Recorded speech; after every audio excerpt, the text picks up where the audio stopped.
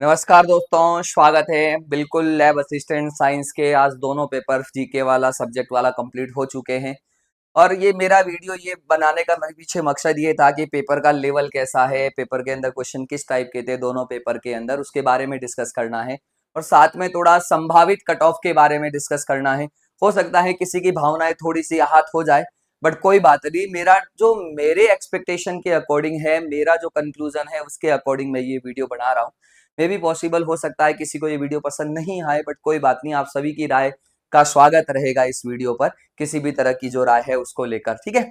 दूसरा एक बात और है कि जो कंप्लीट डिटेल सॉल्यूशन है वो आपके कल जारी हो जाएगा। कल अपन पूरा डिटेल में एक एक क्वेश्चन के बारे में अपन डिटेल में सॉल्यूशन करेंगे। आज अपन बात करते हैं पेपर का लेवल कैसा था, परसेंटेज वगैरह क्या है, कैसा था, उसके बारे में डिस्कस करते हैं। देखो, अगर हम बात करें, पहले टोटल 804 पोस्ट थी, 500 पदों की बढ़ोतरी हो चुकी है, तो टोटल 1304 पोस्ट है। तो कहीं ना कहीं इसका भी लाभ जो है वो कट ऑफ के ऊपर, कहीं ना कहीं इसका इफेक्ट जो है वो भी कट ऑफ के ऊपर पड़ने वाला है।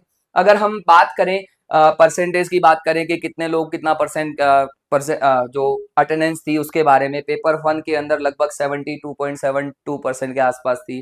पेपर 2 के अंदर भी 72% के आसपास कट ऑफ है, वो भी जो कि अपने आप में एक बहुत बड़ी कट ऑफ मानी जाती है। नॉर्मल एक एग्जाम के अंदर बहुत अच्छी कट ऑफ रही, मतलब लगभग सारे विद्यार्थियों ने यहाँ पे क्या किया है, लगभग सबने दिया है पेपर। फिर बात करते हैं जीके के पेपर की। जीके का पेपर थोड़ा लेंथी भी था।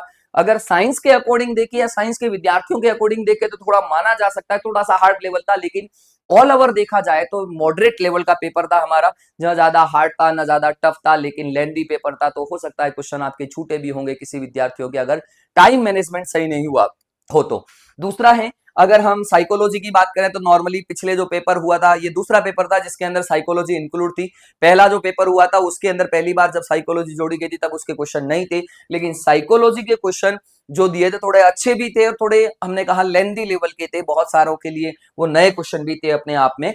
फिर बात करें वर्ल्ड ज्योग्राफी और वर्ल्ड हिस्ट्री के ऊपर भी, वर्ल्ड के सॉरी इंडियन हिस्ट्री वगैरह की और वर्ल्ड ज्योग्राफी के कुछ सवाल भी तो आपके देखने को मिले थे, करंट अफेयर्स के सवाल भी थे, वो थोड़े स्कोरिंग मान सकते हो आप उन सवालों को थोड़ा सा।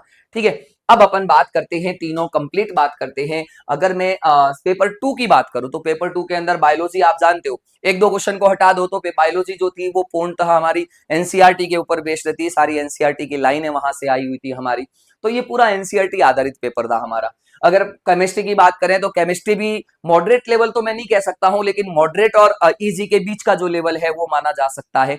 लेकिन क्वेश्चन वही थे, कोई क्वेश्चन थोड़े लेंथी दे दिए थे ताकि टाइम कंज्यूम हो। और इन सब के बीच में वो विद्यार्थी बहुत ज्यादा बेनिफिट में रहे होंगे जिन्होंने टाइम मैनेजमेंट पहले ही टेस्ट के माध्यम से या टेस्ट सीरीज के माध्यम से पहले ही टाइम का मैनेजमेंट कर लिया था, वो उनके लिए बहुत अच्छा रहा होगा ये पेपर।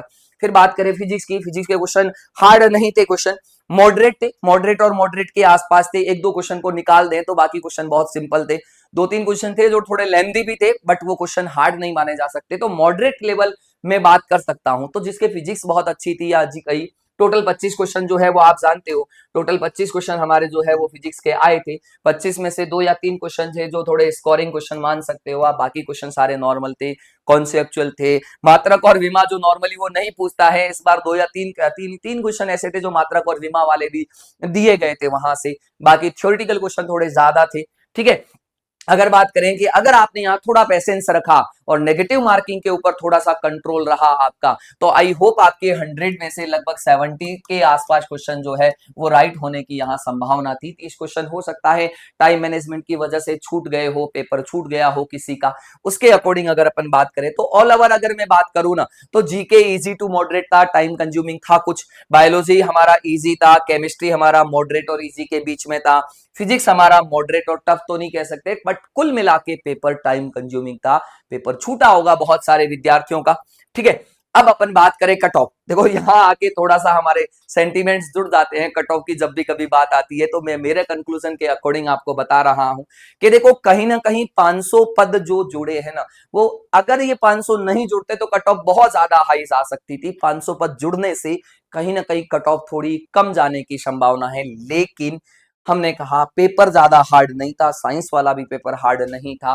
तो जिसने नेगेटिव पर कंट्रोल रखा और जिसने टाइम मैनेजमेंट पर थोड़ा कंट्रोल रखा है अपना, तो उसका पेपर आई होप बहुत अच्छा गया होगा हमारा, नो डाउट। अब जिसके लिए अपन बात कर रहे हैं उसके ऊपर आते हैं, थोड़ा सा कट ऑफ के ऊपर। देखो मैं ये जो कट ऑफ बता रहा हूं इसमें प्लस माइनस 10 नंबर आप मान सकते हो, इधर उधर हो सकता है मेरे अकॉर्डिंग। अगर मैं जनरल की बात करूं तो जनरल लगभग 258 से 260 यानी लगभग 70 से 75 क्वेश्चन जो है उसके बीच में आप मान सकते हो।